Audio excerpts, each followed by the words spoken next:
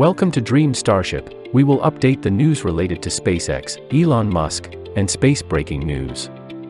If this is your first time visiting our channel, please subscribe to our channel and turn on the notification bell, so you don't miss any updates from us. SpaceX's next-generation Starship rocket has secured its first satellite launch contract. On August 18th, Japanese satellite operator Sky Perfect JSAT announced that it selected SpaceX's Starship rocket to launch its BlueBird 9 satellite to a geostationary transfer orbit, GTO, as early as 2024. It isn't the first time that SpaceX or another company has floated the possibility of using Starship to launch paying customer satellites, but Sky Perfect JSAT appears to have become the first customer to sign a firm contract to do so. In March 2022, an executive of mobile-friendly internet constellation startup AST SpaceMobile told SpaceNews that it had secured 2 launch contracts from SpaceX for its first operational BlueBird satellites, but had only firmly selected Falcon 9 for one. The second satellite, that executive noted, could potentially launch on Falcon 9 or Starship. In an August 18 article, SpaceNews clarified that Starship is an official option for AST SpaceMobile's second BlueBird launch contract, which it must complete before the end of 2024 per the agreement. In May 2019, SpaceX President and Kugwin Shotwell suggested that Starship could be used to launch Turkey's second domestically built communications satellite, although her offhand mention has yet to translate into any official agreement. In 2021, SpaceX bid Starship to launch NASA's tiny tropics weather satellite constellation, amounting to just 56 kilograms, for a price somewhere between $9 million and $20 million. SpaceX already has plans to use Starship to launch much larger Starlink GEN-2 satellites, and it has a contract with NASA that should culminate in at least 2 Starship moon landings that will require dozens of launches to Earth orbit.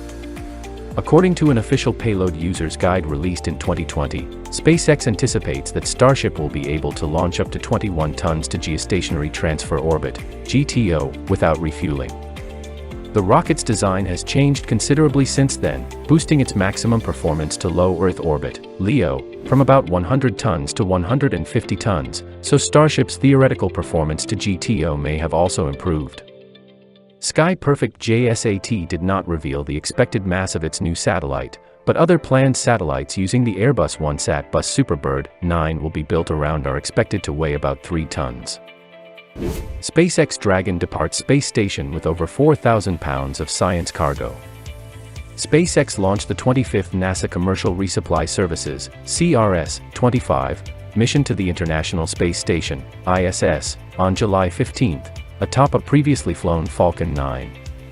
The rocket lifted off from NASA's Kennedy Space Center's Launch Complex 39A at 8:44 p.m. EDT, propelling the Dragon spacecraft to orbit with over 5,800 pounds of cargo, including over 250 science research investigations, supplies, and hardware needed at the orbiting laboratory. Today, August 19, the CRS-25 Dragon undocked from the ISS after around 1 month. At 11 a.m. EDT, NASA flight controllers on Earth sent commands to release the uncrewed SpaceX Dragon spacecraft from the forward port of the ISS Harmony module. SpaceX shared an incredible set of photographs of Dragon departing the station. Congratulations to the team on a successful SpaceX 25 mission. NASA astronaut Jessica Watkins said while she monitored the mission from aboard the ISS. On Friday, August 20th, SpaceX Mission Control in Hawthorne, California, will command a deorbit burn of Dragon to allow the capsule to re-enter Earth's atmosphere. After re-entering Earth's atmosphere, the spacecraft will make a targeted parachute-assisted splashdown at 2:53 p.m. EDT off the coast of Florida in the Atlantic Ocean, northeast of Cape Canaveral. NASA does not plan to provide live coverage of the mission's return to Earth tomorrow.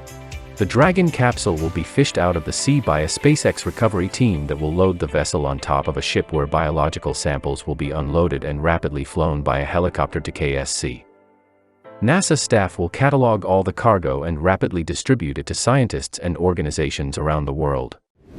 Some of the science returning to Earth aboard CRS-25 include the Spacesuit Evaporation Rejection Flight Experiment, SERF, a NASA investigation, returns to Earth for disassembly and inspection of the suit components. Samples from the NASA-sponsored BioSentinel ISS control experiment, BioSentinel returned to Earth for optical measurements to examine radiation damage accumulated by Saccharomyces cerevisiae cells during their time in space environment. The ESA-sponsored BioPrint First Aid experiment demonstrates a handheld bioprinter that could enable rapid healing of wounds in space, as well as Earth. The bioprinter uses additive manufacturing to print viable cells, biomaterials, and biological molecules for possible use in skin reconstruction. That's it for today, guys. If you're excited about the groundbreaking news SpaceX, give that like button and subscribe to our channel. So, see you in the next video.